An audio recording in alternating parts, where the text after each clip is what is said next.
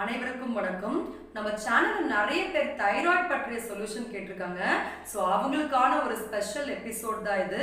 பொதுவா தைராய்டு வந்து என்ன பண்ணுவாங்க, ஸ்டார்டிங்ல அந்த தைராய்டு ரிப்போர்ட் பாசிட்டிவ்னு வந்த உடனே 25 mg தைராக்சின் எடுப்பாங்க. அப்புறமா 50 mg அதை மாத்துவாங்க. அப்புறமா 100 mg எடுத்தா கூட கொஞ்சம் கூட ரீடிங்ஸ்ல குறையாது.